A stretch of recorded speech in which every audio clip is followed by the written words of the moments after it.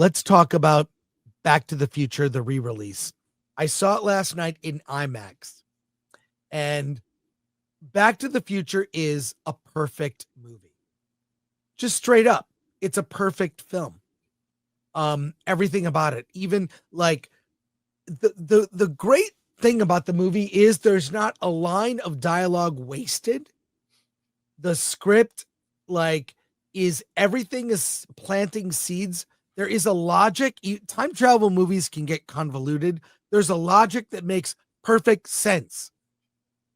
And even the like thing that is makes no sense whatsoever, the fact that like Marty has a photo of his brother and sister and they're fading away, and then he begins to fade away.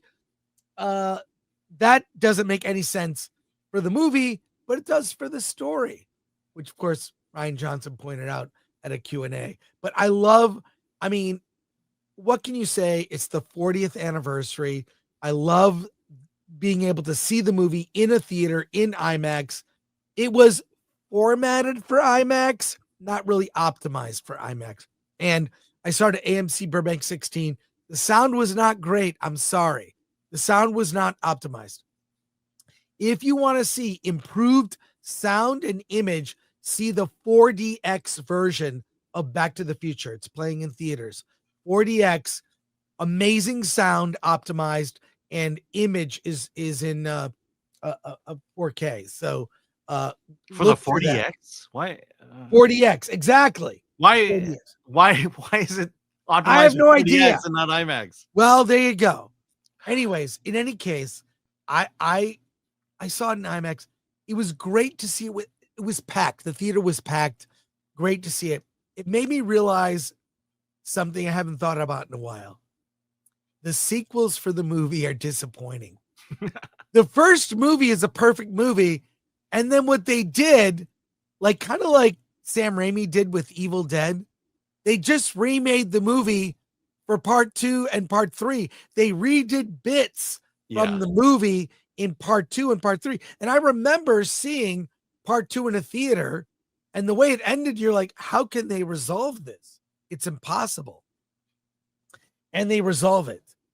But I remember being slightly disappointed for 2 reasons in parts 2 and 3. It's still a beloved trilogy. But parts 2 and 3 redid bits from the original both times. Biff is the villain in both eras, right? And then, like, again, and then the biggest crime is Crispin Glover. He is so good as George McFly in Back to the Future 1. He is so good. I mean, his journey, he has a character arc. Marty has no character arc. He's the same. He just has a better life when he gets back. He doesn't really change. George McFly changes. And Lorraine is so good. I mean, oh my God, in the film, the way she's like, Calvin Klein, he's a dreamboat. Get your meat hooks off of me. I mean, she's amazing. So, but what's sad is for parts 2 and 3, Crispin Glover only wanted to be paid the same as, Mike, as Tom and Leah. I've heard the interview. Right, exactly. He just wanted the same. And they didn't offer it to him. So then they replaced him with like a lookalike actor that was upside down with makeup on. It and led to prosthetics from a life mask of Crispin Glover. Exactly. It led to a lawsuit that he won, and deservedly so. But his character being written out, because he went through the hero's journey in part 1, for him to be absent in 2 and 3, the absence is felt. Seeing this in the theater again upon re-release with a crowded audience, I know there were people there, my daughter among them, has never seen this movie in a theater before and got to experience it. Was great. but it really reminded me how disappointed I was with parts 2 and 3. It really was. They were disappointments at the time. I'm like, they were fine, they were fun, but we were used to at that time. Sequels never lived up to the original ever. Not Jaws 2, not great. Ghostbusters 2, not great. Back to the Future 2 was fun, but if you look back, the absence of George McFly's character journey, that was the heart of the first Back to the Future. It being absent from 2 and 3 is really felt. So there you go. That's my evaluation. Alan, you don't need to have re-watched it again to render your comment. What do you think of Back to the Future? No, I think like you, I think Back to the Future is a perfect movie. I remember loving that, seeing it several times in the theaters. I will agree and disagree with you. I think 2 is the weakest. I've probably seen 2 twice.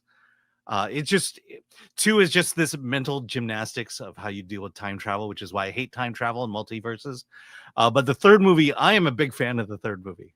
I've seen the third movie just as much as I've seen the first movie. Because I do like Westerns. I do like the take that, because there's definitely at the end of 2, as you mentioned, there is that, how the hell are they going to get out of this? And to see them get the hell out of it is, to me, was great. And there, you have to say that 3 and 1 are 2 very different movies. 3 is a Western. Right. Takes place in the Western, uses all the conventions of Westerns, and uses the things that is in Marty's things in the DeLorean to save the day. And I do love the fact that at the end of the movie, the gorge is called Eastwood Gorge. Yeah, that's good. Yeah, the third one is better than the second. Absolutely. Yeah, it's look, from a perfect film to 2 more fun follow-ups, I'll take that. Back to the Future, one of the greatest movies of all time.